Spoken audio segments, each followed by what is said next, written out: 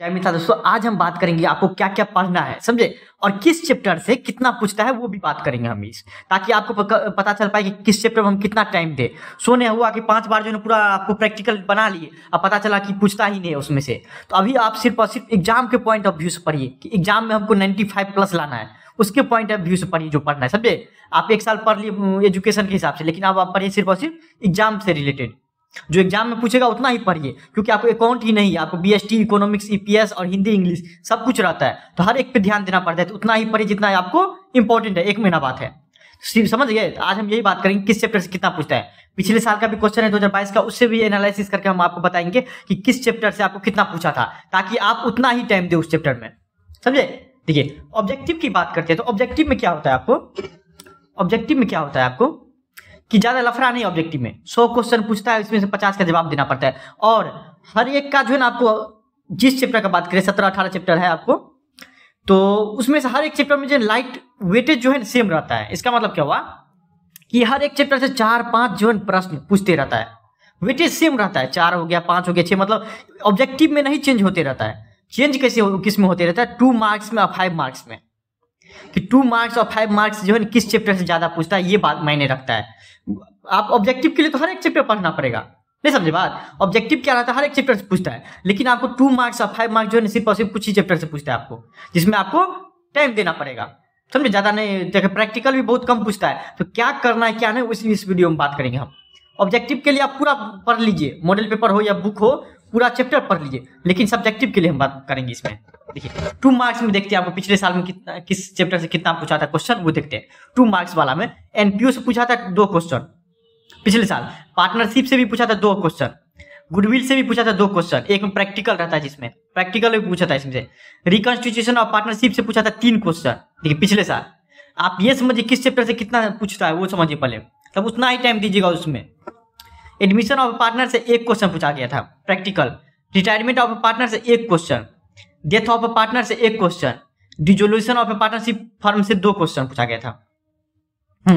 Issue forfeiture and reissue of share जो है उससे 4 क्वेश्चन पूछा गया था, मॉडल पेपर में दिया हुआ ये।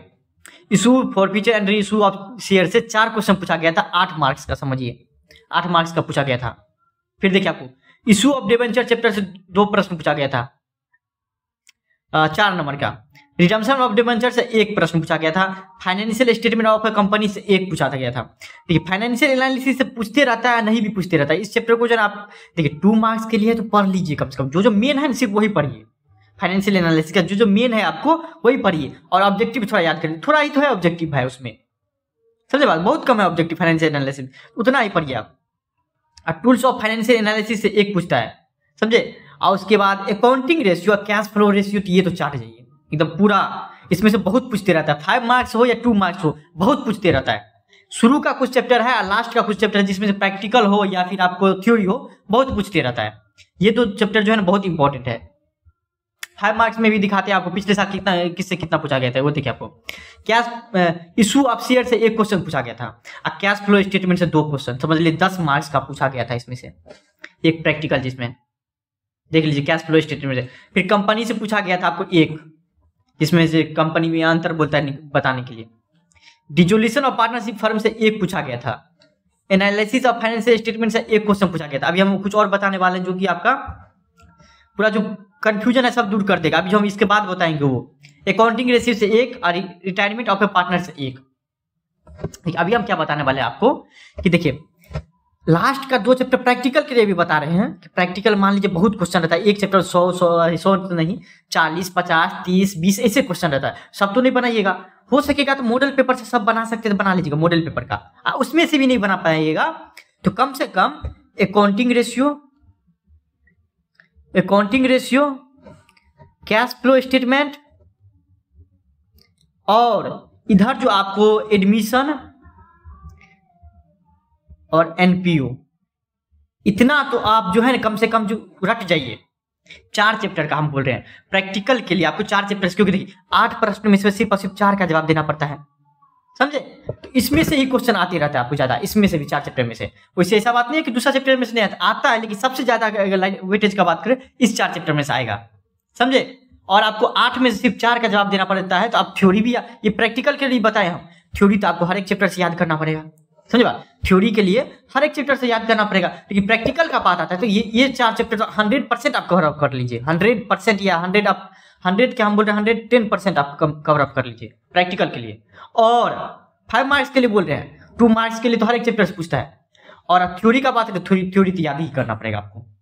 प्रैक्टिकल थ्योरी मंत्र समझ के अगर नहीं पूरा बुक बना सकते, पूरा मॉडल पेपर नहीं बना सकते तो 4 चैप्टर तो बना सकते हैं आप, उसमें से बनाइए आप, समझे बात। किस टाइप का किसका क्वेश्चन आता है, किस चैप्टर ज्यादा पूछता है। और 2 मार्क्स का बात रहा, 2 मार्क्स में भी हर एक चैप्टर से पूछता है, तो याद जो मेन है वो याद करना ही पड़ेगा आपको 2 मार्क्स में।